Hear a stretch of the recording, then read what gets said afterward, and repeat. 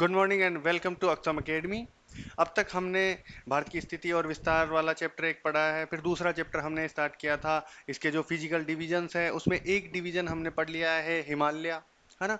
Himalaya complete हमने कर लिया है। आज हम पढ़ने वाले हैं उत्तर के मैदानी प्रदेश। उत्तर के मैदानी प्रदेश। तो ये जो उत्तर के मैदानी प्रदेश है इसके अंदर आपके सिंधु नदी, गंगा नदी, ब्रह्मपुत्र नदी, ऐसी जो ये बड़ी बड़ी और इनके साथ जो छोटी नदियां हैं वो सब क्या है, अपने साथ ले आ रही है क्या, अवसाद। उन अवसादों से बने हुए हैं क्या, मैदान। तो ये जो मैदान बने हुए हैं आज ये अपना टॉपिक है। ठीक है। तो कहाँ आ गया। हम्म। तो उत्तरी मैदानी प्रदेश हम पढ़ने वाले हैं। ठीक है। तो ये देखो, इनकी यदि चौड़ाई देखें तो पश्चिम में ये चौड़े ज्यादा हैं और पूर्व में इनकी चौड़ाई क्या है, कम है। पश्चिम में तो 480 किलोमीटर तक ये फैले हुए हैं और पूर्व में जाते जाते ये सकड़े हो जाते हैं थोड़े 150 किलोमीटर के। इनके अंदर जो, यदि इनकी एवरेज चौड़ाई यदि बात करें तो 240 से 320 किलोमीटर इनकी एवरेज चौड़ाई है। इनकी यदि लंबाई देखें पश्चिम से पूर्व तक, यहाँ से फैले हुए ना, ये देखो, है ना। तो ये है लगभग 3200 किलोमीटर तक ये फैले हुए हैं। और ये जो नदियां जो अवसाद लेके आ रही है ना, ये अवसाद ये देखो बहुत टाइम से ऐसे चला आ रहा है। ऐसे तो ये सबसे नवीनतम क्षेत्र है अपना, है ना, नवीनतम भौतिक प्रदेश है ये। लेकिन फिर भी ये नवीनतम भी बहुत सालों से बनता हुआ आ रहा है ना। चतुर्थ कल्प में ये बनना स्टार्ट हुआ था। तो चतुर्थ कल्प से बनते हुए आ रहा है, कितने साल हो गए। उतने सालों में नदियां जो है अपने साथ अवसाद लाती गई और जमा करती गई। ये 2000 मीटर यानी 2 किलोमीटर की गहराई तक इसके अवसाद हैं। ठीक है। ये बहुत ज्यादा उपजाऊ है। ठीक है, यहाँ पे उत्पादन बहुत ज्यादा होता है। यहाँ पर बहुत ज्यादा जो है जनसंख्या यहाँ पर निवास करती है। ठीक है। अब हम फिर इसके जो बाकी जो पार्ट्स है वो हम पढ़ने वाले हैं। ठीक है।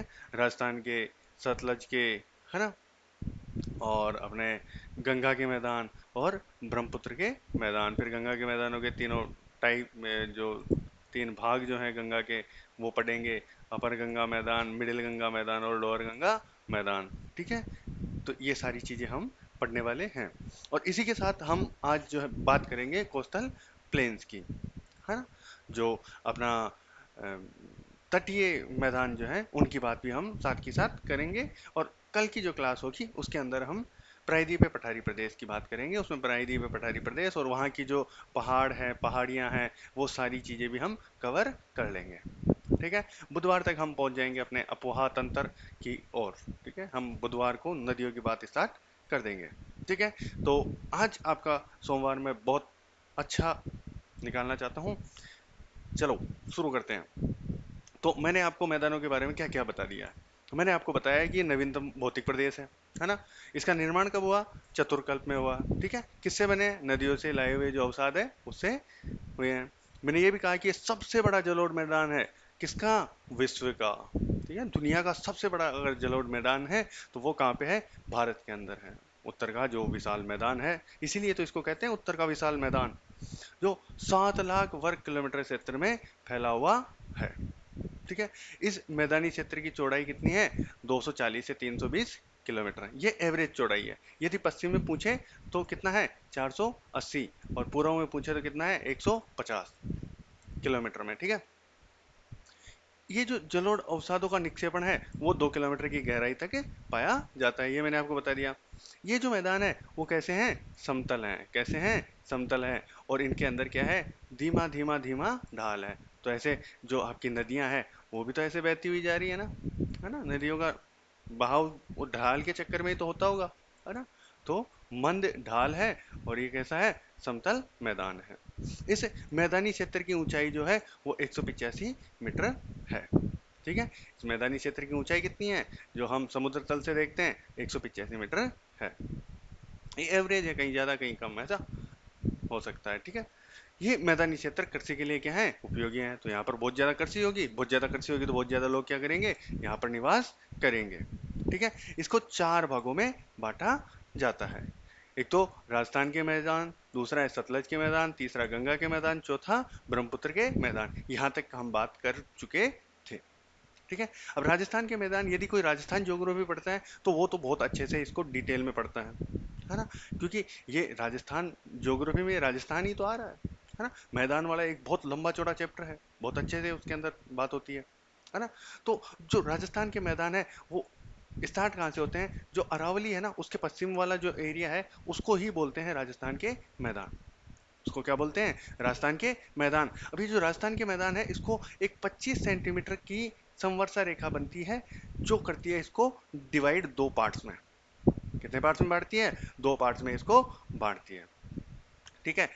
तो एक तो बांगड़ क्षेत्र है ना। ये जो बांगड़ क्षेत्र है उसके अंदर क्या होता है कि भाई अरावली से लेकर ये जो अपनी 25 सेंटीमीटर संवर्षा रेखा है यहाँ तक जो आपके बारिश हो रही है वो कितनी हो रही है, 50 सेंटीमीटर तक। 25 सेंटीमीटर से लेकर 50 सेंटीमीटर तक यहाँ पर क्या हो रही है, बारिश हो रही है ना। तो यहाँ पर अर्ध शुष्क परिस्थितियां पाई जाएगी। कैसी परिस्थितियां पाई जाएगी, अर्ध शुष्क परिस्थितियां पाई जाएगी। और इधर वाला जो है वो कहाँ है, 0 से लेके 25 सेंटीमीटर तक की ही बारिश हो पाती है।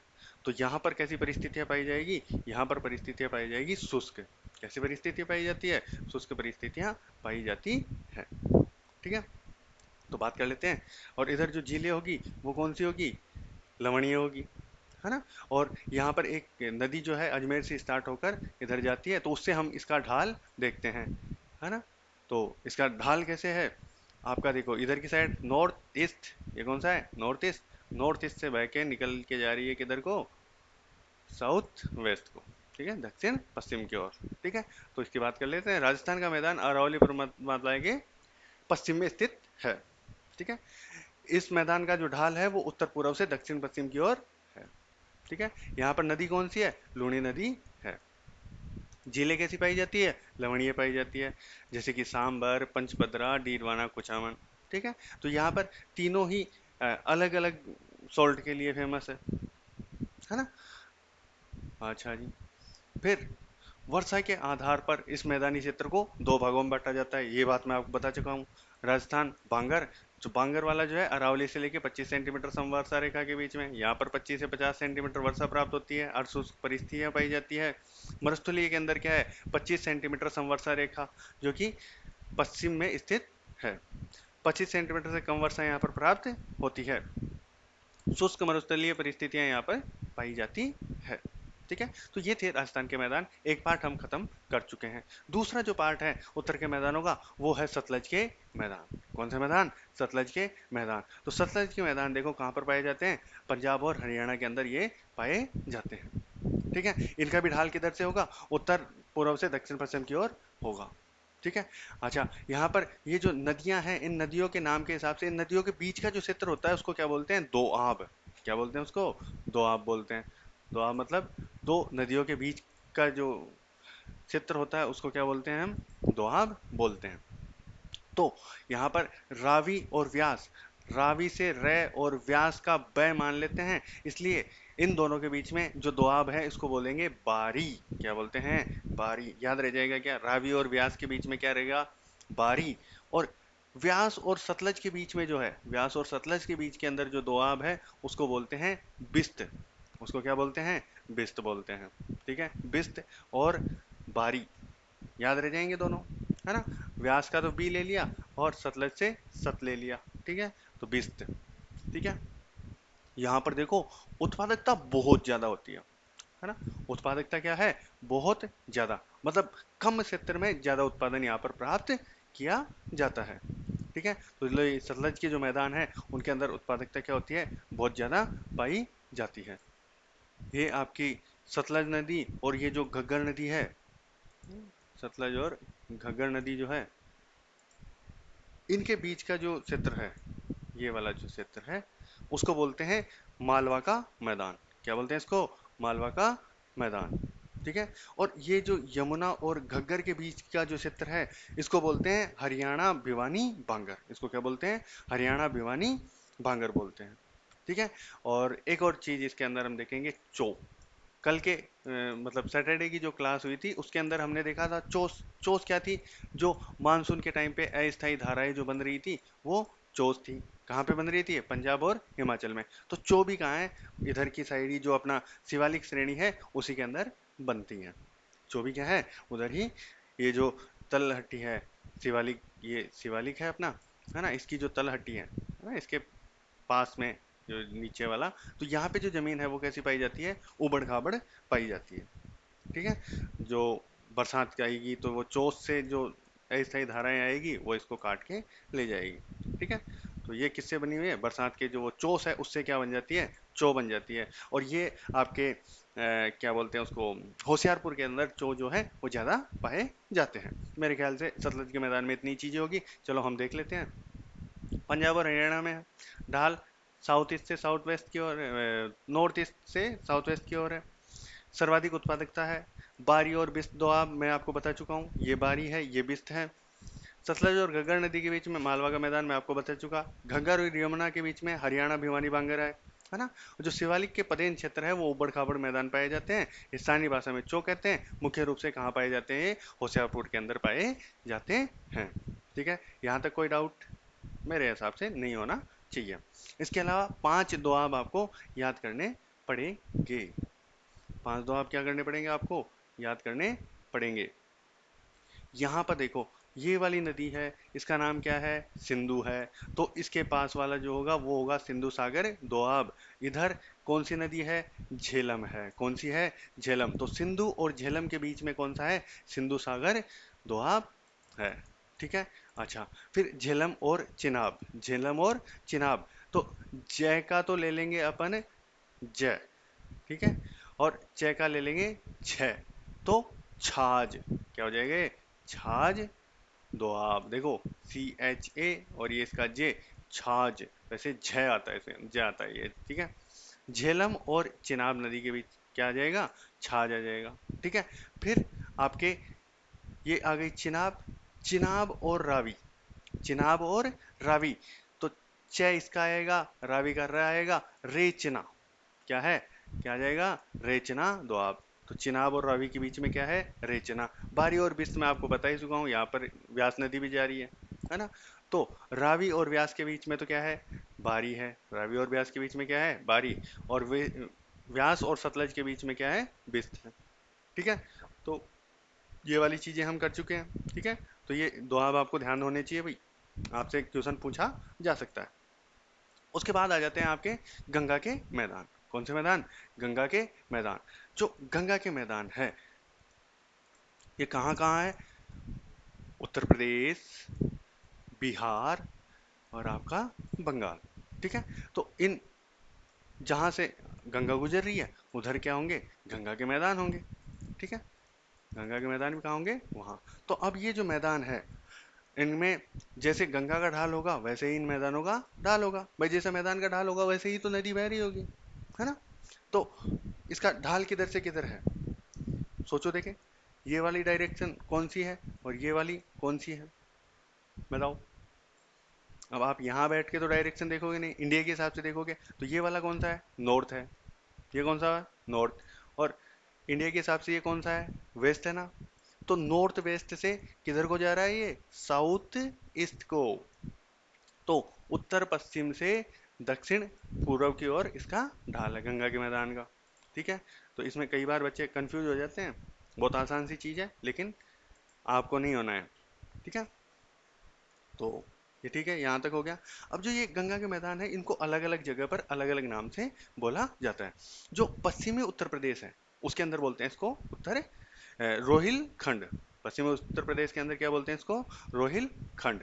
और आपका जो लखनऊ है, लखनऊ के पास वाली जो जगह है, नवाबों की जो जगह है, वहां इसको बोलते हैं अवध। बिहार के अंदर इसके उत्तर में अलग नाम है और दक्षिण में इसका अलग नाम है। गंगा के उत्तर वाला जो एरिया है उसको बोलते हैं मिथिला। क्या बोलते हैं, मिथिला। जहां पर माता सीता का पियर था ना, घर था।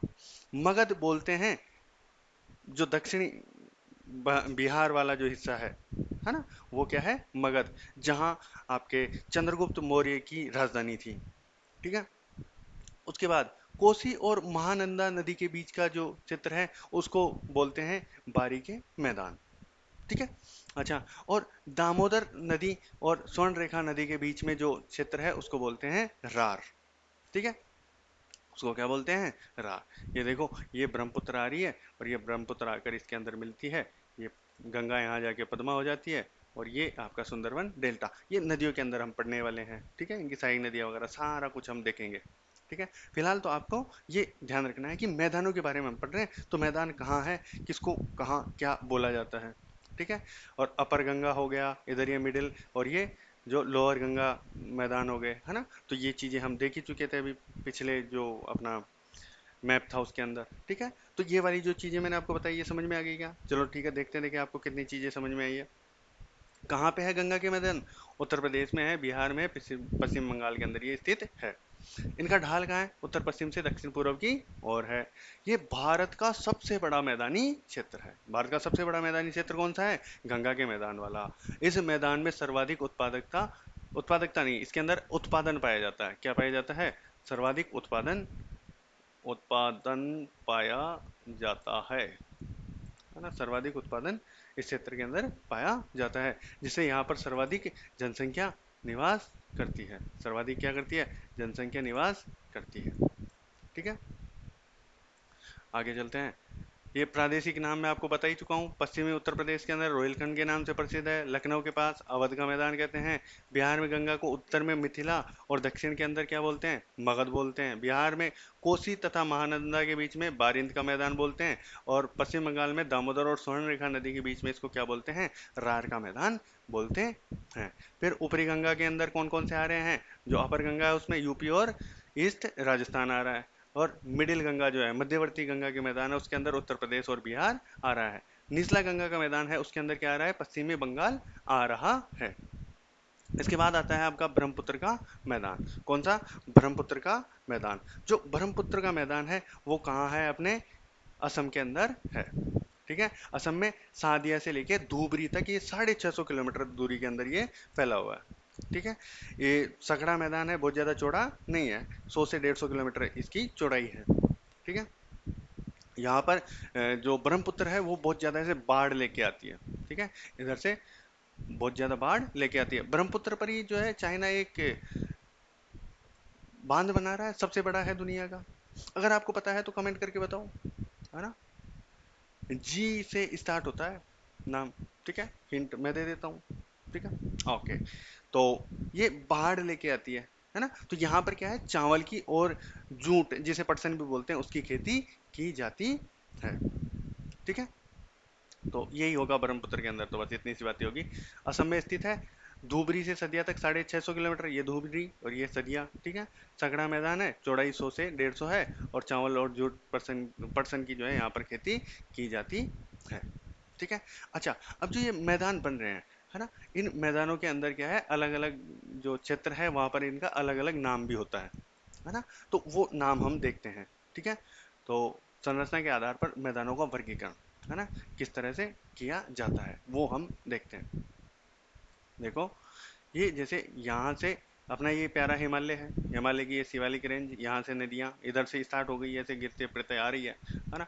ये पानी ऐसे ऐसे ऐसे ऐसे आ रहा है ना, ऐसे ऐसे ऐसे ये नदी जा रही है, ठीक है। अब इसके साथ यहाँ से पत्थर आएंगे, मोटे मोटे मोटे मोटे, वो आके यहाँ पर रुक जाएंगे, है ना। फिर छोटे कंकड़ पानी के साथ और आगे तक जाएंगे। फिर आपके ऐसे बजरी टाइप के आ जाएगा, है ना। वो बजरी टाइप तो अगर आगे तक आपके साथ चलता रहता है, वो जो गाद है वो सब चीजें, है ना, आपका जो मलबा है ना, वो सब चीजें उसके साथ आगे चलती रहती है। तो ये जो स्टार्ट वाला होता है ना, इसको तो बोलते हैं भाबर। क्या बोलते हैं इसको? भाबर। ये तो क्या है? भाबर है, ठीक है। यहाँ पर खेती बाड़ी वगैरह आप नहीं कर सकते हो। तो भाबर क्या है? ये पहाड़ों के पैर है, एक तरह से आप ऐसे मान लो, है ना। जहाँ पर पहाड़ आके रुक रहे हैं वो इसके पैर हैं, है ना। यहाँ पर नदियों के अवसाद यानी बड़े बड़े जो पत्थर है वो यहाँ पर पड़े रहते हैं, है ना। ये 10-15 किलोमीटर, वो 10-15 किलोमीटर की एक चौड़ी पट्टी टाइप में ऐसे बना रहता है ना, कंप्लीट ऐसे।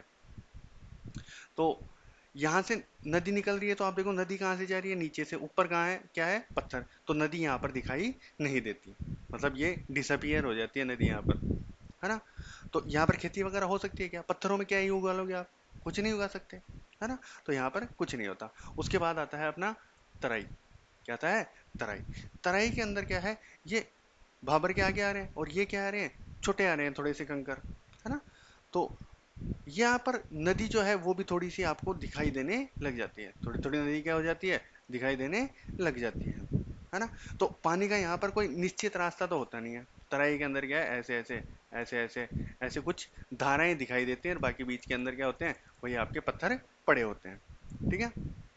तो यहाँ पर पानी क्या है, अनियमित होता है, और जहाँ होता है वहाँ दलदल टाइप का, वैसी है ना, वैसी थोड़ी सी स्थिति बन जाती है दलदल जैसी, है ना। तो इस दलदल में और इनमें क्या है, थोड़ी सी वनस्पति वगैरह पाई जाती है ना।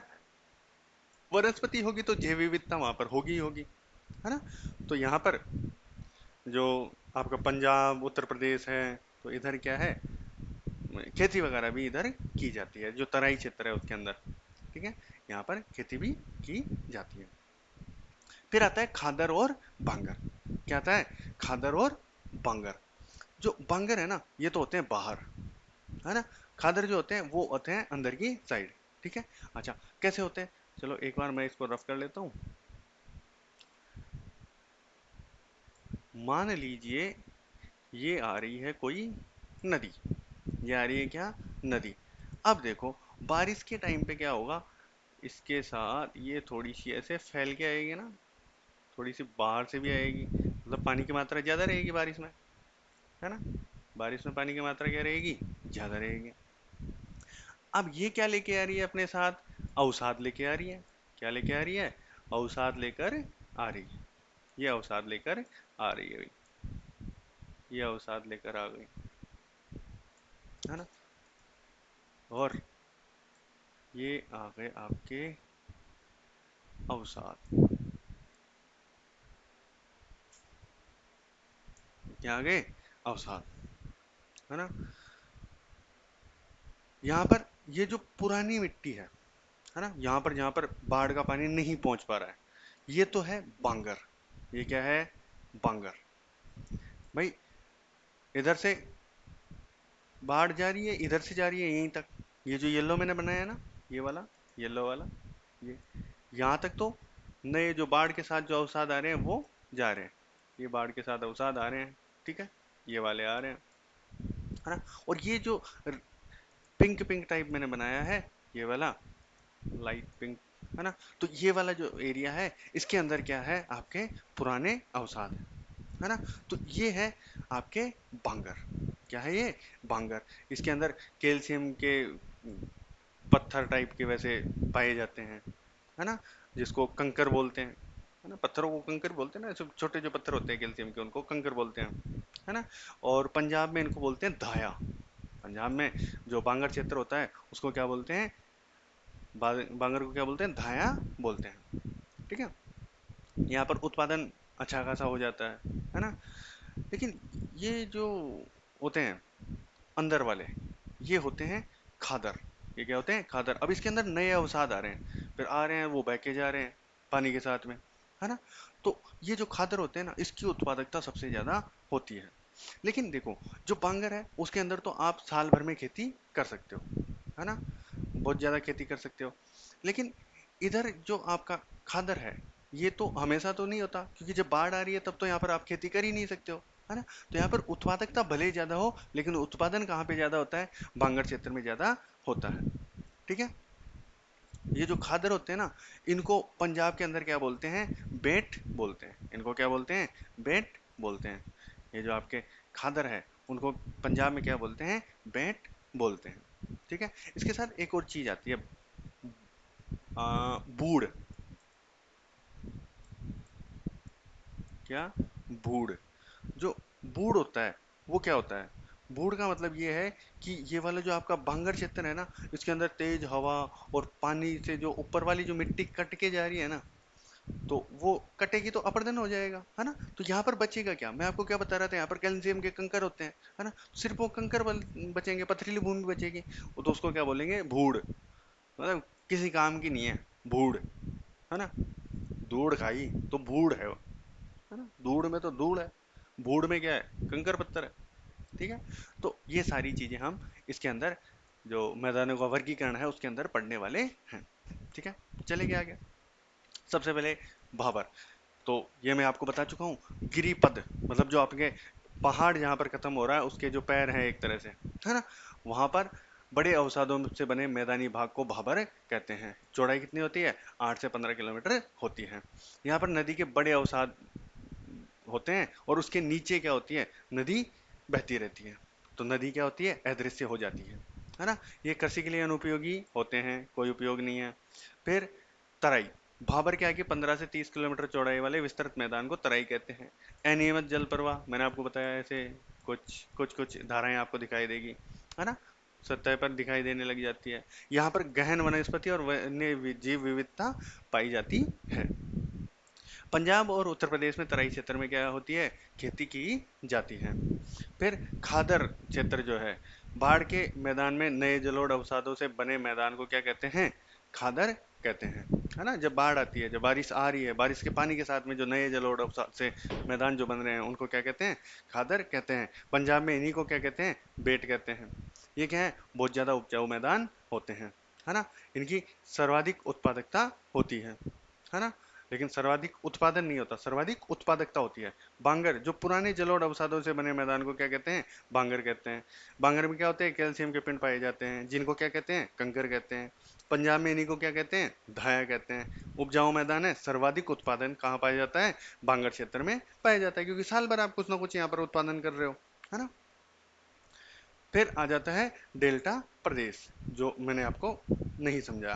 डेल्टा प्रदेश जो है वो किससे बनता है, अपनी जो ये प्यारी गंगा है, प्यारी जो अपनी गंगा है, गंगा गंगा गंगा तक चलते हैं अपन। कहाँ गई गंगा,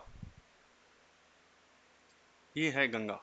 गंगा यहाँ से स्टार्ट हो रही है और ये जाके, मैंने बताया आपको, यहाँ पे ब्रह्मपुत्र मिलकर ये सुंदरवन डेल्टा है, उसके अंदर जाके ये अपने बंगाल की खाड़ी में गिरती है। ठीक है। तो यहाँ पर दो टाइप की चीजें हैं, दो यहाँ पर कॉन्सेप्ट आते हैं। एक तो आता है चर, एक तो क्या आता है, चर, और एक आता है बील। एक तो क्या आता है, चर आता है, एक आता है बील। चर जो होता है ना, ये तो ऊंचा है, मैंने ऊपर बनाया, ये तो क्या है, ऊंचा, और बील क्या है, नीचा है। ठीक है। तो जो चर के अंदर, मतलब चर का मतलब क्या है, जो उच्च भूमि होती है जहां पर पानी नहीं भरता, वो तो क्या है, चर। ठीक है। या अब जहां पे पानी नहीं भरेगा वहां पर लोग रहने लग जाएंगे। जो बील है ना, वहां पे क्या है, जहां पर पानी जो है भर जाता है ना, मतलब जो निम्न भूमि होती है, लो लैंड जो होती है, जहां पर पानी भर जाता है, पानी भरा होगा तो उसे कहीं ना कहीं काम मिलेंगे, है ना। तो ये वाला बील वाला जो क्षेत्र होता है ना, इससे अब यहाँ पर खेती किसकी होती है, चावल और पटसन की। पटसन यानी कि जूट। तो वो जूट जो होता है उसको धोने के काम आते हैं कौन, बील। जो ये बील वाले क्षेत्र होते हैं उसको आप पटसन को धोने के लिए काम में लिया जाता है। अब ये बील की एक और चीज है, जैसे यहाँ पर ये बंगाल की खाड़ी है ना, बंगाल की खाड़ी में समुद्र है। अब ये समुद्र क्या है, जैसे इसमें लो टाइड और हाई टाइड आती है ना। तो जब हाई टाइड आएगा तब तो ये बील क्या हो जाएगा, डूब जाएगा, है ना। और जब लो टाइड आएगी ना, तो इतनी दूर ऐसे पीछे ही रह जाएगा कि आप जो है यहाँ पर ऐसे पैदल घूम के आ सकते हो। ठीक है। तो यही बातें होगी, पढ़ लेते हैं। सुंदरबन डेल्टा जो है वो कहाँ पर है, पश्चिमी बंगाल के अंदर है। गंगा ब्रह्मपुत्र का डेल्टा का विस्तार है। डेल्टा क्षेत्र में पाई जाने वाली जो उच्च भूमि है उसको चर कहते हैं, और इसके अंदर जो निम्न भूमि है उसको बील कहा जाता है। और बील का उपयोग जूट पटसन को धोने के लिए किया जाता है। चर के अंदर मानव बस्तियां पाई जाती है। उच्च ज्वार के समय में बील क्षेत्र क्या हो जाते हैं, जलमग्न हो जाते हैं। ठीक है। बांगर क्षेत्र में अधिक अपरदन के कारण ऊपर की मुलायम मिट्टी नष्ट हो जाती है और पीछे से कंकर युक्त भूमि बसती है, जिसको बूढ़ कहते हैं। बूढ़ में आपको पहले समझा चुका था। तो ये है अपने मैदानी प्रदेश जो खत्म होते हैं। अब हम देखते हैं अपने जो कोस्टल एरियाज हैं वो। ठीक है। तटवर्ती मैदानी प्रदेश, कौन से, तटवर्ती मैदानी प्रदेश। तो जो ये तटवर्ती मैदानी प्रदेश हैं वो देखो कहाँ से कहाँ तक है। ये अपने कच्छ से शुरू होते हैं, है ना। यहाँ से अपना कोस्टल एरिया स्टार्ट हो जाता है, ये जहाँ समुद्र समुद्र है जहाँ पे है वो सारा कोस्टल ही तो है अपना, है ना, तटीय क्षेत्र है। तो ये कहाँ तक जा रहा है, दक्षिण से होते हुए स्वर्ण रेखा नदी तक जो जा रहा है वो ही क्या है, अपना तटवर्ती मैदानी क्षेत्र है। क्या है, तटवर्ती मैदानी क्षेत्र। ये देखो, ये 6000 किलोमीटर लंबा है। कितना है ये, 6000 किलोमीटर लंबा है। ठीक है।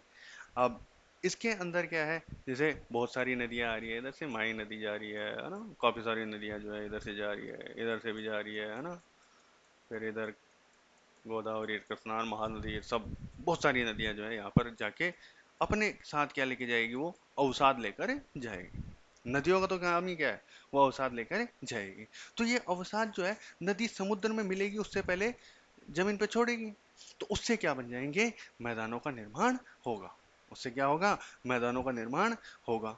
अब देखो, ये इसको पढ़ने के लिए और देखने में भी क्या है, थोड़े अलग अलग हैं, इसलिए इनको दो भागों में बांट लिया जाता है। कच्छ से कन्याकुमारी तक तो बोलते हैं इसको पश्चिमी तटवर्ती मैदान, और स्वर्णरेखा नदी से कन्याकुमारी तक जो मैदान है उनको बोलते हैं पूर्वी तटवर्ती मैदान।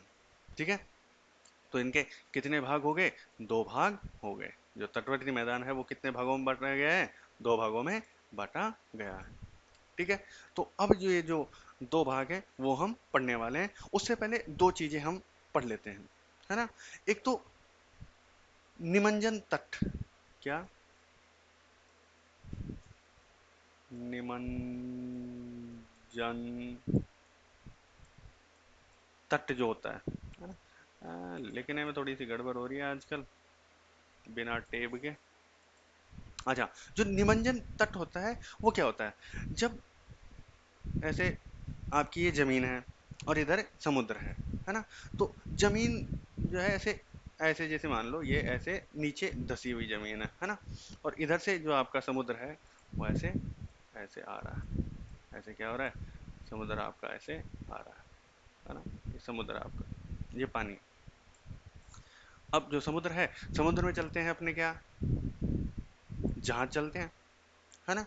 तो ये जहाज जो है ऐसे अगर आता है, ऐसे आता है, और ये जमीन जो है ऐसे नीचे धसी हुई है ना, तो ये आसानी से यहाँ तट तक आ पाएगा, है ना। तो निमंजन तट जो होता है वो प्राकृतिक बंदरगाह की तरह काम करता है ना। वहीं उमंजन तट जो होता है उसके अंदर ऐसा नहीं होता। उमंजन के अंदर क्या है, इसके अंदर ऐसे होता है कि ये समुद्र, जैसे ये वाला आप बनाओ एक बार इधर, ये समुद्र है ना, ये क्या है, समुद्र है, और आपका जो बाउंड्री है ना वो ऐसे उठी हुई है, बाउंड्री ऐसे उठी हुई है, ऐसे ऐसे बाउंड्री बहुत ऊपर है, समुद्र यहीं तक आ रहा है। अब जहाज यहाँ पर आ भी जाएगा तो अब ये जमीन के ऊपर थोड़ी चल लेगा, है ना, ये आपका जहाज जो है वो यहीं पर रुक जाएगा, है ना। तो ये आपका बंदरगाह बनाने के लिए सही जगह नहीं होता है उमंजन तट। तो निमंजन तट जो होता है वो बंदरगाह के लिए अनुकूल होता है। ठीक है, निमंजन उमंजन समझ में आ गया। अच्छा, दो चीजें मैं आपको और समझाता हूँ। एक तो क्या होता है, नदियां नदमुख बनाती है, क्या बनाती है, नदमुख बनाती है। एक बनाती है नदियां डेल्टा, एक बनाती है क्या, डेल्टा।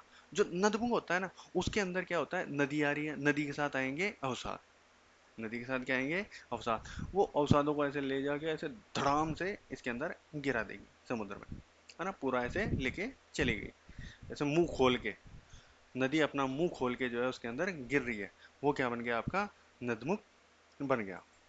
ऐसा क्यों होता है, क्योंकि नदी की जो स्पीड है वो बहुत ज़्यादा होती है। ठीक है, तो वो अपने साथ सारा गाद वाद जो है वो ले जाके गिर देगी, गिरा देगी उसके अंदर, है ना। फिर अपना जो है डेल्टा वाली जो नदी है, जो डेल्टा बनाती है, वो क्या करती है, वो ऐसे आते आते आते बहुत धीरे धीरे आके वहां तक पहुंचती है ना। फिर जो वो गाद है वो ऐसे जमीन पर ही ऐसे छोड़ देगी और धीरे से ऐसे टुकड़ों में जाके, धाराओं में जाके उसके अंदर मिल रही होगी, है ना। तो वो बनाती है आपके डेल्टा। ठीक है, तो ये दो कॉन्सेप्ट हो गए अपने। ठीक है, और कोस्टल प्लेन के अंदर क्या आता है, और तो कोई कॉन्सेप्ट अगर बीच में आएगा तो हम देख लेंगे। ये वाले कॉन्सेप्ट थे जो मेरे आपको बताने थे। ठीक है, तो देखो, हम पढ़ते हैं, सबसे पहले कच्छ का मैदान पढ़ेंगे, फिर काठियावाड़ का मैदान पढ़ेंगे, है ना। तो यहाँ तक हमने बात कर ली है। ये 600 गलत लिखा हुआ है, यहाँ पे 6000 किलोमीटर है, वो मैं एडिट करके डाल दूंगा टेलीग्राम पे। तो ये कच्छ से स्वर्ण रेखा तक फैले हुए हैं, 6000 किलोमीटर की दूरी में फैले हुए हैं अपने जो कोस्टल प्लेन्स हैं वो। इनका निर्माण नदियों द्वारा लाए गए अवसादों से हुआ है। दो भाग हैं, पश्चिमी और पूर्वी तटवर्ती मैदान। ठीक है, पश्चिमी तटवर्ती मैदान की यदि बात करें तो नदमुख का निर्माण करती है नदियाँ। नदी बहुत तेज गति से आती है, जवार यहाँ पर ज़्यादा होता है, नदी का मार्ग क्या होता है, छोटा। ये वेस्टर्न घाट जो है यहाँ से स्टार्ट हुई और झट से ये जाके गिर गई, तो स्पीड तो ज़्यादा होगी ही होगी। ठीक है, ओके। ये जो है सकड़ा मैदान है, 50 से 100 किलोमीटर, औसतन 64 किलोमीटर का सकड़ा मैदान है। ये निमज्जन तट का उदाहरण है। तो मतलब बंदरगाह बनाने के लिए अनुकूल परिस्थितियां यहाँ पर पाई जाती है। ये मैदान कच्छ से लेकर कन्याकुमारी तक विस्तृत है, ये मैं आपको बता चुका हूँ। इस मैदान को प्रादेशिक भागों में बांटा जाता है। क्या करते हैं, इस मैदान को प्रादेशिक भागों में बांटा गया है। कच्छ के मैदान, काठियावाड़ के मैदान, गुजरात के मैदान, कोकण के मैदान, है ना, केंद्रा, मालाबार, है ना। तो ये सारे जो मैदान हैं वो कौन से हैं, पश्चिमी तटवर्ती मैदान है। ठीक है, तो सबसे पहले बात करते हैं कच्छ के मैदान। किसकी बात करते हैं, कच्छ के मैदान की। जो कच्छ के मैदान है वो कैसे बने, इधर से आ रही है आपके, ऐसे सिंधु नदी आ रही है ना। तो ये पहले बहुत प्राचीन टाइम में जब सिंधु नदी इधर से जा रही थी, तो यहाँ पर अवसाद इसने जमा किए थे, उससे बना है कच्छ का मैदान। ठीक है, ये उमंजन तट का है, मतलब आपका जो तट है वो ऊपर है और पानी आपका नीचे ही रह जाता है। ठीक है, तो ये कैसा है, उमंजन तट है। तो यहाँ पर आप वो नहीं कर सकते, यहाँ पर आप बंदरगाह नहीं बना सकते। अब देखो ये बहुत ऐसे समतल सा तो है और काफी चौड़ा भी है, बहुत ऐसे लंबा चौड़ा है यहाँ से ऐसे, है ना। लेकिन यहाँ पर खेती आप नहीं कर सकते, क्योंकि यहाँ पर जो जमीन है उसके अंदर लवणीयता बहुत ज्यादा है ना। बहुत ज्यादा खारा पानी है उधर का, है ना। तो दलदल है, कच्छ का रण जिसको बोलते हैं, है ना। तो इसलिए यहाँ पर खेती आप नहीं कर सकते हो। ठीक है, ये हो गया कच्छ वाला। इसके बाद है अपने काठियावाड़ के मैदान। कहाँ के मैदान, काठियावाड़ के मैदान। ये भी कहाँ पर है, गुजरात के अंदर ही है ना। तो इनका निर्माण कहाँ से हुआ, यहाँ पर है मांडव की पहाड़ियाँ। कौन सी पहाड़ियाँ हैं, मांडव पहाड़ियाँ। यहाँ पर जो नदियाँ मांडव की पहाड़ियों से निकल के आ रही है वो काठियावाड़ के मैदान की मैदान को बनाने का काम कर रहे हैं। उसके जो अवसाद है उससे ये काठियावाड़ के मैदान बन रहे हैं। अब ये काठियावाड़ के मैदान जो है ये इसके उलट है, कच्छ के उलट। वहां पर खेती नहीं कर सकते थे, लेकिन यहाँ पर खेती आप बहुत अच्छे से कर सकते हो। और वो बहुत ज्यादा समतल और चौड़ा है, लेकिन ये कैसा है, सकरा मैदान है। ठीक है, फिर इसके नीचे है गुजरात के मैदान। जो दक्षिणी गुजरात है उसके अंदर ये बहुत चौड़ा सा मैदान है। और इसका निर्माण जो है आपके साबरमती हो गई, आपके माही आ गई, है ना, नर्मदा हो गई। माही ऊपर से आ रही है ना राजस्थान से ऐसे घूम के, है ना, नर्मदा हो गई, तापी आ गई आपकी, है ना। ऐसी बड़ी बड़ी जो नदियां आके गिर रही है उससे ये बन रहा है गुजरात का मैदान। तो यहाँ पर खेती बहुत अच्छी खासी होगी, इतनी बड़ी बड़ी भयंकर भयंकर नदियां आ रही है तो खेती तो अच्छी होगी, है ना। फिर आ जाता है आपका कोकण का मैदान। ये जो कोकण का मैदान है ना, ये देखो आपका यहाँ पर क्या है, महाराष्ट्र, और इधर गोवा। तो महाराष्ट्र से गोवा तक जो मैदान है वो कौन सा है, कोकण का मैदान है। ठीक है, ये बिल्कुल ऐसे दिख नहीं रहा आपको, वैसे बहुत सकड़ा सा है। और ये वाला जो आपको दिख रहा है ना, ये क्या है, ये पश्चिमी घाट है। ये क्या है, पश्चिमी घाट, मतलब ये पहाड़ है ना। और ये भी, ये क्या है, ये पहाड़ है, पहाड़ है ना। तो इसके बाहर बाहर ही है ये जो जो भी आपके मैदान है वो, है ना, तटीय मैदान। ठीक है, और अंदर तो आपको पता ही है क्या है, आपका प्रायद्वीपीय पठारी प्रदेश है। ठीक है, तो कोंकण के बारे में बात कर रहे थे हम, है ना। तो महाराष्ट्र और गोवा के अंदर है ना, बहुत ज्यादा सकड़ा है, उबड़ खाबड़ सा है ये, है ना। यहाँ पर अल्फांसो आम होते हैं, वो एक्सपोर्ट करते हैं। अभी न्यूज में था, इंग्लैंड वालों ने, यूके वालों ने, इन्होंने बैन कर दिया, चाइना वालों ने बैन कर दिया। अब कुछ गड़बड़ होगी, या फिर हो सकता है कि वो हमारी इकोनॉमी को ठेस पहुंचाना चाहते हो, जैसा कि सरकार कहती है ना। वो ठीक है, जो भी है, अपने को क्या ही करना। अल्फांसो आम होते हैं इधर, है ना, काफी महंगे होते हैं, 800 रुपए किलो, 1000 रुपए किलो इनकी रेट होती है ना। अच्छा जी, तो यहाँ पर काजू की खेती भी होती है, नारियल की खेती भी होती है ना। और इधर जो बारिश होती है ना मानसून से पहले, है ना, अभी जो प्री मानसून बारिश जो हो रही थी, अब तो मानसून आ चुका है। तो प्री मानसून बारिश होती है, उसको बोलते हैं आम्र वर्षा। क्या बोलते हैं, आम्र वर्षा। लेकिन एनसीईआरटी कहती है कि जो आम्र वर्षा होती है ना, वो केरल में होती है। कहाँ पर होती है, केरल के अंदर और आपके कर्नाटक के अंदर होती है ना। लेकिन आम्र वर्षा कहाँ पर होती है, ये जो आपके कोंकण के जो प्लेन्स हैं वहां पर होती है। ठीक है, फिर आ जाते हैं अपने कन्नड़ के जो मैदान है ना। जो कन्नड़ के मैदान है वो कहाँ पे, इधर कौन सा स्टेट है ये कर्नाटका है ना। और कन्नड़ कहाँ बोली जाती है, कर्नाटका में बोली जाती है। तो जो कन्नड़ की जो मैदान है ये कर्नाटका के अंदर स्थित है ना। यहाँ पर क्या है, अब ये देखो वेस्टर्न घाट है, वेस्टर्न घाट से जब नदी निकल के आएगी तो भाई ऐसे बहुत ज़्यादा स्पीड से आती है, मैं आपको अभी आपको बता ही रहा था, बहुत सी स्पीड से आएगी, तो वो क्या बनाएगी, वाटरफॉल्स बनाएगी, है ना, वाटरफॉल बनाएगी। तो ये यहाँ पर क्या है, जोग फॉल नाम का एक वो है, क्या बोलते हैं, जल प्रपात, है ना, वाटरफॉल।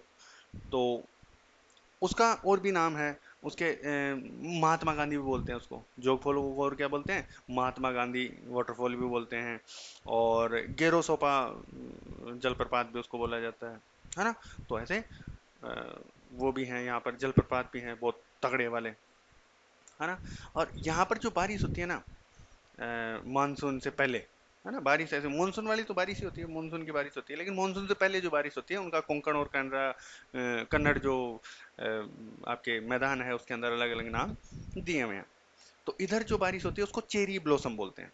क्या बोलते हैं उसको, चेरी ब्लॉसम कहते हैं, जो कि कॉफी की खेती के लिए, यहाँ पर कॉफी की खेती होती है, तो वो कॉफी की खेती के लिए ऐसे वरदान कह सकते हो उसको, अमृत समान उसको कह सकते हो आप, है ना। अब ये इसके लिए भी एनसीईआरटी, तो जो चेरी ब्लॉसम है वो भी कहाँ बताती है, केरल में ही बताती है। तो आपके चाहे आम्र वर्षा हो या फिर आपके चेरी ब्लॉसम हो, एनसीईआरटी कहाँ कहती है, केरल और कर्नाटक, है ना। तो वो ऑप्शन देख के आपको डिसाइड करना पड़ेगा, है ना। अगर केरल ऑप्शन आ जाता है तो आपको टिक करना करना है ना, क्योंकि एनसीईआरटी में लिखा हुआ है ना। वैसे कहीं भी होता होगा, है ना, तो आपको ध्यान रखना है। इसके बाद आता है आपका मालाबार तट। ये कहाँ पे है, केरल के अंदर, यहाँ से केरल स्टार्ट हो गया कर्नाटका के नीचे, तो केरल के अंदर जो है उस जो ये आपका जो कोस्टल प्लेन है उसको क्या बोलते हैं, मालाबार तट बोलते हैं, है ना। यहाँ पर पहाड़ देखो ऐसे इधर की साइड खिसक गए हैं, तो इधर वाला जो है ये काफी चौड़ा हो गया, और ये कैसा है, उमंजन तट है। कैसा है, उमंजन तट है। तो यहाँ पर भी आपको वो नहीं बनाए जा सकते, है ना, बंदरगाह आप नहीं बना सकते हो, है ना। यहाँ पर क्या है, देखो थोड़ा सा इसको मिटा लेते हैं, थोड़ा सा जूम करेंगे इसको,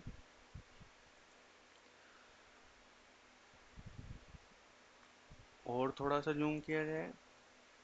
ये देखो यहाँ पर देखो, ये वाइट वाइट आपको दिखाई दे रहा है, ये अंदर घुसा हुआ है ना, ये समुद्र जो है वही अंदर घुसा हुआ है ना। या फिर अपने जो अभी जो पिछला अपन मैदान जो पढ़ रहे थे उसके अंदर मैप था एक बहुत ही अच्छा, वो वाला देखते हैं। इसको जूम करके देखते हैं एक बार, ये हो गया। कोंकण के मैदान पढ़ने वाले थे हम, कुछ देखने वाले थे उसके अंदर। कोंकण के नीचे अपने मालाबार कोस्ट, ये आ गया अपना मालाबार, है ना। ये जो मालाबार है ना अपना, ये केरल के अंदर, ये देखो अंदर की साइड में ये पानी पानी दिखाई दे रहा है आपको, है ना। अब इससे ज़्यादा मैं इसमें जूम कर नहीं सकता, लेकिन यहाँ जो मैं दिखाना चाह रहा हूँ ये क्या है, रिवर्स वाटर इधर से आ जाता है, जैसे ये पेरियार नदी यहाँ से जा रही है ना। अब ये जो पेरियार नदी जा रही है ना, इसके पास में ये ऐसे वापस आके पानी समुद्र से इधर अंदर की तरफ आ जाता है, तो इसको लेगून झील जो है वो बोलते हैं, है ना। यहाँ पर जो झीलें होती है वो कैसी होती है, लेगून झील होती है ना। और यहाँ पर बहुत सारी ये जो खारे पानी की जो ये लेगून झीलें बन रही है, खारे पानी क्योंकि समुद्र से आ रही है वो, तब बन रही है वो, है ना। तो समुद्र से जो बन रही है लेगून झीलें, वो हैं, उनको यहाँ पर क्या बोलते हैं केरल वाले, वो बोलते हैं इनको केयाल। क्या बोलते हैं, केयाल, वेम्बनाड, अस्तमुड़ी, ये यहाँ की फेमस झीलें हैं, है ना। तो इनको क्या बोलते हैं, क्या बोलते हैं, केयाल बोलते हैं। और यहाँ पर जो वेम्बनाड जो झील है इसका और नाम है, या वेम्बनाड है, यहीं पर ये अस्तमुड़ी आपको दिखाई दे रही है ना। वेम्बनाड को पुन्ना मादा भी बोलते हैं, है ना, दूसरा नाम क्या है इसका, पुन्ना मादा इसका दूसरा नाम है। ये भारत की सबसे लंबी झील है, देखो यहाँ से यहाँ तक, ये क्या है, भारत की सबसे लंबी झील है, ठीक है। यहाँ पर एक बोट रेसिंग करवाई जाती है ना, जो आपकी नाव जो होती है उनकी दौड़ करवाई जाती है, नौका दौड़ करवाई जाती है। जो ओणम आता है ना हर साल, तो ओणम के त्यौहार पर इसका नाम नेहरू ट्रॉफी भी है ना। और इसको वल्लम काली भी बोलते हैं, है ना, वल्लम काली, वो नावों के लिए यूज करते हैं, है ना, वल्लम काली, ठीक है। और जो जो लंबी नावें होती है ना, यहाँ पर ऐसे लंबी वाली जो नाव होती है, उसको यहाँ पर बोलते हैं चुंदन वलम। क्या बोलते हैं? चुंदन वलम। और अब बहुत लंबी नाव होगी तो इसमें कोई 100 आदमी ऐसे बैठे होंगे, है ना। फिर उसके अंदर वो चप्पू ले लेंगे, चप्पू चप्पू चप्पू, है ना। और वो ऐसे कोई 100 200 लोग, 200 तो नहीं लेकिन 100 150 लोग जितने बैठे होते हैं वो ऐसे दबा दब उस चप्पू को चलाते रहते हैं। ठीक है। तो ये है अपना जो वेस्ट प्लेन्स जो हम बात कर रहे थे, कोस्टल प्लेन्स की, जो पश्चिमी जो आपके तटवर्ती मैदान है वो आपके यहाँ पर खत्म हो जाते हैं। फिर अपने बात करें यदि पूर्वी तटवर्ती मैदान की, तो वो भी इसके अंदर आप एक बार देख लो। यहाँ से आपकी स्वर्ण रेखा नदी जो है वहाँ से स्टार्ट होते हैं और कहाँ तक जा रहे हैं? ये जा रहे हैं आपके कन्याकुमारी तक। थोड़ा सा इसको इधर ले लेंगे तो ज़्यादा ठीक रहेगा, और इसको थोड़ा सा ऊपर, पूरा तो आ ही नहीं सकता कैसे भी करके, है ना। ये देखो चिल्का झील जो है, लेगून झील है, ये सबसे बड़ी झील है अपनी, है ना। और अपने ये कृष्णा नदी, पुलिकट, ये सब हम पढ़ने वाले हैं, है ना। ये तमिलनाडु के मैदान हो गए, है ना। आंध्रा के मैदान हो गए, है ना। और ये उत्कल के मैदान हो गए। तो ये जो इनका डिवीजन है ना, ये उत्तरी सरकार इसको बोलते हैं, है ना। तो ये वाली चीजें हम आगे पढ़ने वाले हैं। ठीक है। तो पहले हम जो वेस्टर्न जो कोस्टल प्लेन्स जो हमने पढ़े हैं, कर्नाटका कोस्ट, है ना, कन्नड़ और ये कोंकण, ये सारी जो चीजें हमने पढ़ी है उसको थोड़ा एक बार देख लेते हैं। तो ये आगे इसको थोड़ा जूम आउट कर लेते हैं। ओके। हम कच्छ के मैदान के बारे में बात कर चुके हैं कि इसका निर्माण किससे हुआ है? सिंधु नदी के उसादों से हुआ है। ये उमंजन तट का उदाहरण है, चौड़ा और समतल है, लेकिन मृदा के अंदर बहुत ज़्यादा लवणता है, इसलिए खेती आप नहीं कर सकते हो। इसके बाद काठियावाड़ के जो मैदान है, ये मांडव पहाड़ियों से निकलने वाली नदियों के अवसादों से इसका निर्माण हुआ है। सकरा मैदान है, लेकिन यहाँ पर खेती आप कर सकते हो। फिर गुजरात के जो मैदान है वो क्या है? दक्षिण गुजरात के अंदर स्थित जो मैदान है, बड़ी बड़ी नदियों से इसका निर्माण होता है। साबरमती, माही, नर्मदा, तापी जैसी जो नदियां हैं उनके अवसादों से निर्माण हुआ है। बहुत ज़्यादा चौड़ा है, खेती के लिए बहुत ज़्यादा क्या है? उपयोगी है। कोंकण के जो मैदान है महाराष्ट्र और गोवा के अंदर है, उबड़ खाबड़ पथरीला है। आम, काजू, नारियल की खेती की जाती है। अल्फांसो आम भी यहीं पर होता है। यहाँ पर जो प्री मानसून बारिश होती है उसको आम्र वर्षा कहते हैं। एनसीईआरटी के अनुसार आम्र वर्षा कहाँ होती है? कर्नाटका और केरल के अंदर होती है। कन्नड़ का जो मैदान है वो कहाँ पर है? कर्नाटका के अंदर है। पश्चिमी घाट से गिरने वाली जो नदियाँ है वो यहाँ पर क्या बनती है? वाटरफॉल बनाती है, जलप्रपात बनाती है, जैसे शरावती नदी, जो कि यहाँ पर जोग फॉल नामक जलप्रपात बनाती है, जिसको महात्मा गांधी भी गेरोसोपा जलप्रपात भी उसको कहते हैं। यहाँ पर जो बारिश होती है उसको चेरी ब्लॉसम कहते हैं, प्री मानसून वाली को। और कॉफी की खेती के लिए चेरी ब्लॉसम क्या होती है? बहुत अच्छी होती है। एनसीईआरटी के अनुसार चेरी ब्लॉसम कहाँ होती है? केरल के अंदर होती है। माराबार जो तट है वो कहाँ है? केरल के अंदर है। उमंजन तट का उदाहरण है। यहाँ पर बहुत सारी लेगून झीलें पाई जाती हैं। लेगून झीलों को कयाल कहते हैं। और यहाँ पर रिवर्स वाटर पाया जाता है। ठीक है, जो समुद्र है वहाँ से पानी, जो आपका जो अपना कोस्टल एरिया है, अपनी जो जमीन है वहाँ तक आ जाता है, उसको क्या बोलते हैं? रिवर्स जल बोला जाता है। ये लवणीय झीलें होती हैं। ये कैसी होती है? लवणीय झीलें होती है। जैसे कि वेम्बनाड, पुन्नामादा या अस्तमुड़ी, ये भारत की सबसे लंबी झील है। यहाँ जो पुन्नामादा कयाल में हर वर्ष क्या होती है? नेहरू ट्रॉफी वल्लमकाली यानी कि नौका दौड़ का आयोजन किया जाता है। वहाँ पर जो स्नेक बोट है, नौका क्या बोलते हैं? स्नेक बोट, चुंदन वलम कहते हैं। फिर पूर्वी तटवर्ती मैदान के बारे में थोड़ी सी बात मैंने आपको बताई है कि ये क्या है? स्वर्ण रेखा नदी से कन्याकुमारी तक ये फैले हुए हैं। इस मैदानी क्षेत्र में नदियाँ जो है डेल्टा का निर्माण करती है, इसलिए ये मैदान क्या हो जाते हैं? चौड़े। डेल्टा के अंदर क्या है? वो अवसाद ला के ऐसे अपने जमीन पे छोड़ के चली जाएगी, है ना। तो ये चौड़े होते जा रहे हैं ना ऐसे। 100 से 150 किलोमीटर से अधिक इसकी चौड़ाई है। उमंजन तट का उदाहरण है ना। बंदरगाह की अनुकूल परिस्थिति यहाँ पर नहीं पाई जाती है। नदियों के आधार पर मैदानी क्षेत्र को दो भागों में बांटा है। एक तो उत्तरी सरकार है, एक क्या है आपका? कोरोमंडल तट है। जो उत्तरी सरकार है वो कहाँ से कहाँ तक है? स्वर्णरेखा नदी से कृष्णा नदी के बीच में है। ये जो उड़ीसा है और आंध्र प्रदेश जो स्टेट्स है अपने, उसके अंदर है उत्तरी सरकार। फिर जो कोरोमंडल तट है, ये कृष्णा नदी से कन्याकुमारी तक फैले हुए हैं।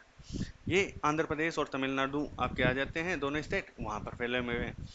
प्रादेशिक आधार पर इस मैदान को, जो अपना पूर्वी तटवर्ती मैदान है, उसको तीन भागों में बांटा गया है। सबसे पहले हम देखेंगे उत्कल के मैदान, जो सबसे ऊपर की तरफ है, सबसे उत्तर के अंदर जो है। मैप तो अपना बहुत ऊपर रह गया, ये वाले है ना उत्कल के मैदान, तो ये हम पढ़ने वाले हैं। तो महानदी द्वारा इसका उत्कल के मैदान का क्या होता है, निर्माण होता है। ठीक है, यहाँ पर बहुत सारी जो नदियां हैं वो बहती है ना। महानदी, गोदावरी, कृष्णा, कावेरी, है ना, जो आपका पूर्वी जो तटवर्ती मैदान है उधर की तरफ, है ना। तो उत्कल का मैदान किससे बना है, महानदी से बना हुआ है ना। इसके तट के पास में एक कलाम द्वीप है, जो भारत का मिसाइल परीक्षण केंद्र है ना। इस मैदान में चांदीपुर तट स्थित है। तट पर निम्न ज्वार के समय जल बहुत ज्यादा पीछे चला जाता है। ये जो चांदीपुर तट है ना, यहाँ पर ऐसे होता है कि ये अपनी ये यहाँ पर जमीन जो है खत्म हो गई, है ना। इधर से जो है हाई टाइड आता है कई बार, तो ऐसे है ना, कभी ऐसे लो टाइड आता है। तो यहाँ से ऐसे कभी कभी ये लो टाइड इतना लो होता है कि ये बहुत दूर चला जाता है। तो फिर आपके ये वाला जो अब ये तो डेल्टा वाला एरिया है ना। तो ये कुछ ऐसे ऐसे ऐसे इसकी जमीन ऐसे है, जैसे मान लो यहाँ तक ऐसे है ना, ऐसे मान लो, है ना। तो ये कभी कभी यहीं तक आता है, जो पानी है वो यहीं तक आता है लो टाइड के अंदर। तो यहाँ पर बहुत आगे तक क्या है, जमीनी जमीन है, आगे तक क्या है, जमीनी जमीन है। यहाँ तक क्या है, जमीनी जमीन। अरे यार, कलर बदलना पड़ेगा ना। यहाँ तक क्या है, ये जमीनी जमीन है। तो ये लो टाइड जैसे यहीं तक आया है, पानी तो कहाँ तक आया है, यहीं तक आया है। तो इंसान क्या करेगा, यहाँ से ऐसे पैदल पैदल पैदल पैदल यहाँ तक जा सकता है। ठीक है। अब ये जो मैदानी क्षेत्र है, वहीं पर चिल्का नाम की लेगून झील है, भारत की सबसे बड़ी झील है ना। लवणीय, मध्य लवणीय झील है ना? लेगून झील होगी तो वो खारी ही होगी, है ना, क्योंकि समुद्र का पानी आ जाता है उसके अंदर। फिर इसके नीचे आते हैं आपके आंध्रा के मैदान। यह इनका जो निर्माण हो रहा है वो कृष्णा और गोदावरी नदियों के द्वारा हो रहा है ना। तो मुझे ऐसे लग रहा है कि आपको समझ में ही नहीं आ रहा होगा, तो मैं थोड़ा सा आपको मैप के ऊपर समझा देता हूँ, है ना। मजा नहीं आ रहा मेरे को ऐसे पढ़ने में। हाँ जी। तो यहाँ पे हम देख लेते हैं, ये आपके है, हम बात कर रहे हैं आंध्रा के मैदान की। किसकी, आंध्रा के मैदान की। तो एक बार तो मैं इसको रफ कर देता हूँ, सब कुछ मिटा देता हूँ, है ना। अच्छा, ये ही अपन इरेजर से ही समझ लेते हैं। यहाँ पर देखो कृष्णा नदी आ रही है, कौन सी नदी आ रही है, कृष्णा नदी आ रही है। ये कौन सी है, गोदावरी नदी आ रही है ना। ये पन्नेर जो नदी है वो आ रही है ना। इधर से आपकी महानदी और वो सब आ रही है ना। तो ये आपकी गोदावरी नदी, ये कृष्णा नदी, ये क्या कर रही है, आंध्रा के मैदान बना रही है। ठीक है, क्या कर रही है, आंध्रा के मैदान बना रही है। अब इधर क्या है, एक कोलेरू झील पाई जाती है, जो मीठे पानी की है। इन दोनों की जो नदियां हैं, गोदावरी और कृष्णा, उनके बीच में, है ना। और एक है पुलिकट, ये लेगुन झील है ना। देखो आपको दिखाई दे रही होगी, ये समुद्र के साथ ऐसे टच हो रखी है, तो ये लेगुन झील है ना। यहीं पर है श्रीहरिकोटा। क्या है, श्रीहरिकोटा। श्रीहरिकोटा को तो आप बहुत अच्छे से जानते हो, है ना। ये जो पुलिकट झील है, इसके पास श्रीहरिकोटा द्वीप है एक, है ना। तो वहां पर हमारा क्या है, सतीश धवन अंतरिक्ष केंद्र, जहाँ से हम क्या करते हैं, रॉकेट लॉन्च करते हैं, है ना। चंद्रयान, मंगलयान, हमारी जो सैटेलाइट्स वगैरह हैं, वो सब यहीं आपके पुलिकट के पास में जो श्रीहरिकोटा है, वहां से लॉन्च किए जाते हैं। उसके बाद आते हैं आपके तमिलनाडु के मैदान। कौन से मैदान, ये तमिलनाडु के मैदान से।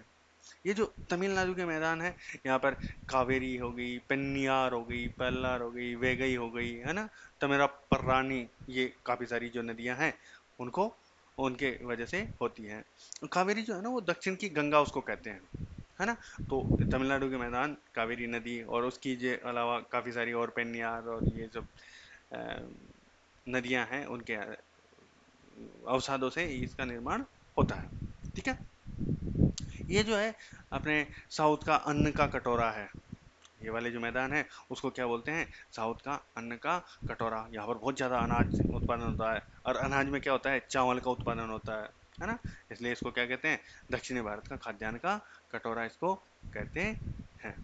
ठीक है, ये आडम्स भी ब्रिज हो गया, हाँ, गल्फ ऑफ मन्नार हो गया, ये पाक स्ट्रेट जो हमने पहली ही क्लास में बात की थी, है ना। तो ये सारी चीज़ें हैं, वो हम अभी उधर नोट्स में चल के देख लेते हैं। ठीक है, ओके।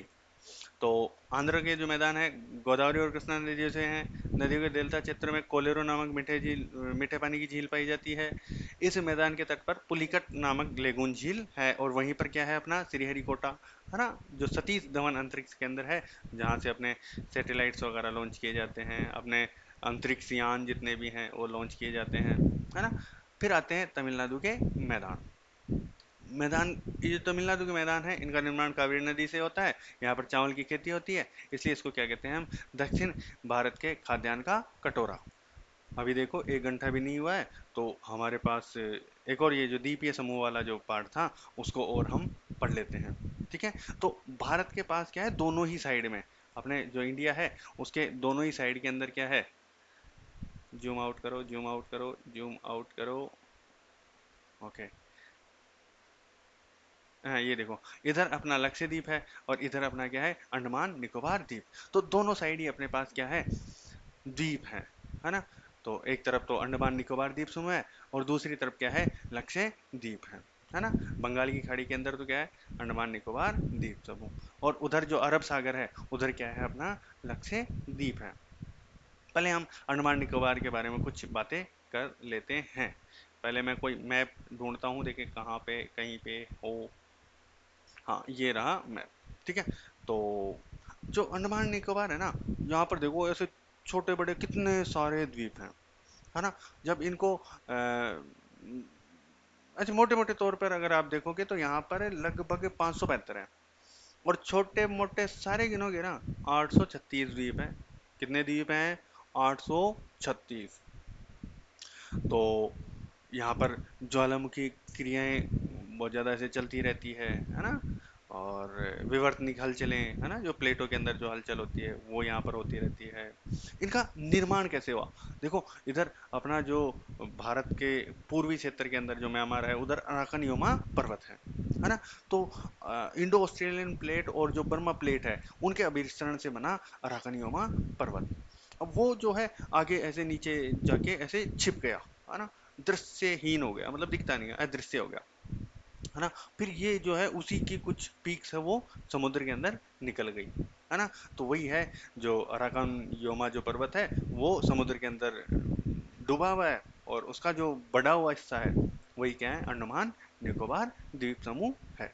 ठीक है, ये जो है इसके बहुत ज़्यादा ऐसे खूबसूरत है, इसलिए इसके काफ़ी सारे नाम भी हैं अलग अलग, है ना। जैसे चमकीले हरे भरे जंगल, और आप यहाँ पे जो पानी देखते हो बिल्कुल साफ है ना। यहाँ पर कोरल रीफ्स पाई जाती है। अभी आपने यदि राहुल गांधी का एक वीडियो देखा हो, जहाँ पे वो जाके वीडियो रिकॉर्ड करता है, वहाँ पे कोरल दिखाई दे रहे थे, बहुत सुंदर दिखाई दे रहे थे, है ना।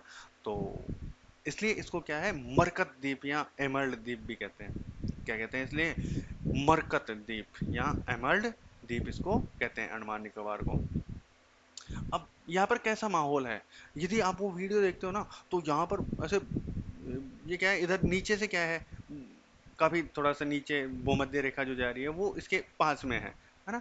6 डिग्री 45 मिनट हमने बात की थी, यहाँ से जो इंदिरा पॉइंट है, जहाँ से अपना अपनी जमीन स्टार्ट होती है ना।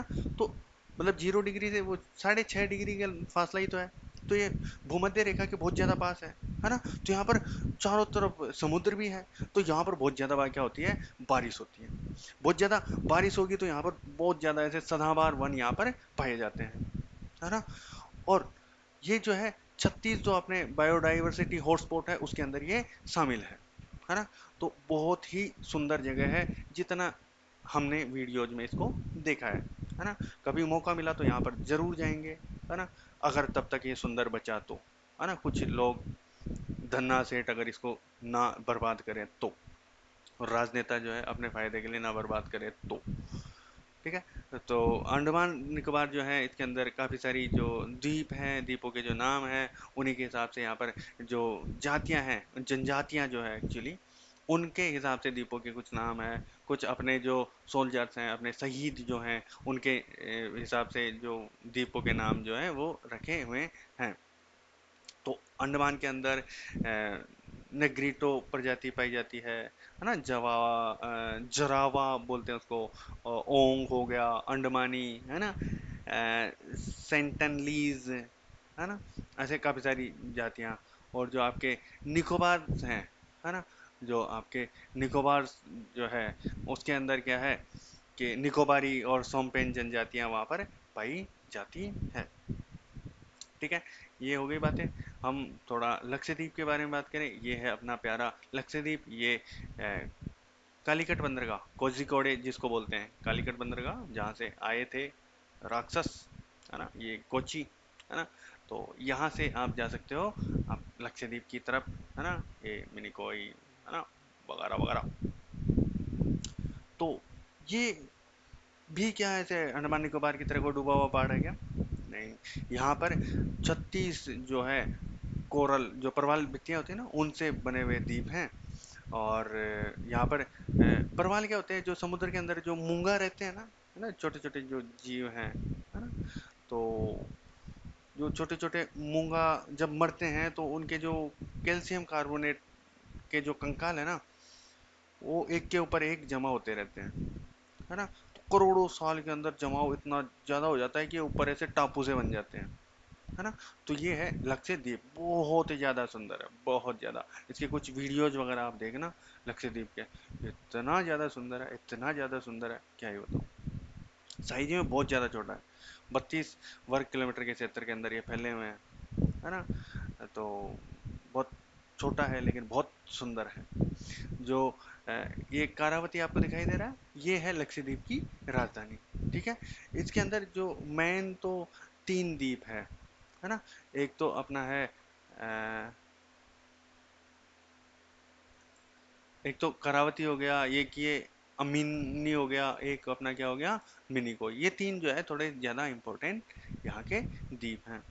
ठीक है, फिर यहाँ पर सबसे बड़ा जो है वो देखो, देखिए कौन सा आपको सबसे बड़ा दिखाई दे रहा है कल पे, ये एंड्रोथ, है ना। एंड्रोथ जो है वो सबसे ज़्यादा बड़ा है। सबसे छोटा कौन सा है, देखो देखिए, बित्रा। ये जो बित्रा है वो सबसे ज़्यादा छोटा है ना। यहाँ पे एक और है, एक ये सुहेली, अगत्ती, चिलान, चेतलान, एक पित्ती और है, पित्ती, है ना। पित्ती द्वीप जो है, ये यहाँ इंसान नहीं रहते, यहाँ सिर्फ पक्षियों के अभ्यारण्य के लिए पूरी दुनिया में ये क्या है, पित्ती जो है वो फेमस है। ठीक है, तो और 2018 के अंदर अपने जो है नाम वगैरह चेंज किए गए थे, है ना, वो सब हम नोट्स में पढ़ लेते हैं, रीडिंग मार लेते हैं, है ना। तो अंडमान निकोबार द्वीप समूह 572 मुख्य हैं, 836 टोटल ज्वालामुखी द्वीपों का समूह है। ये इंडो ऑस्ट्रेलियन प्लेट और बर्मा प्लेट के मिश्रण से बने, और ये सदाबहार वनस्पति यहाँ पर पाई जाती है। उच्च जैव विविधता युक्त क्षेत्र है, 36 जो आपके बायोडाइवर्सिटी हॉटस्पॉट्स है उसके अंदर शामिल है।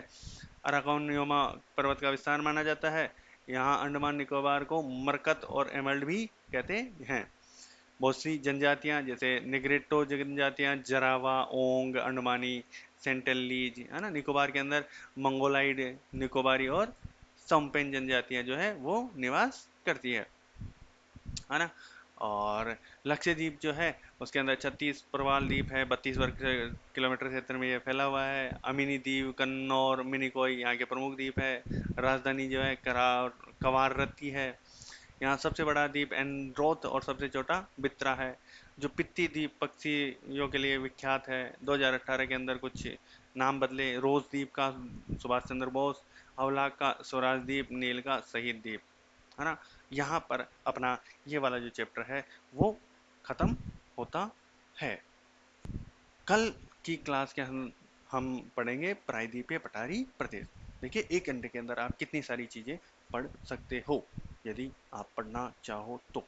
ठीक है, एक मैं आपके लिए रिवीजन का वीडियो आपके लिए डाला था, कल आपने इतना देखा नहीं, संडे था, है ना। वैसे तो मैं ये वाली क्लास ही संडे को डालने वाला था, पर मैं कहा चलो कोई नहीं, बच्चों को थोड़ा रेस्ट देते हैं। तो आप वो रिवीजन वाला वीडियो जो है उसको देखो। वो इवनिंग में डाला था इसलिए शायद आपने देखा नहीं होगा, लेकिन वो देखो। ठीक है, थैंक यू।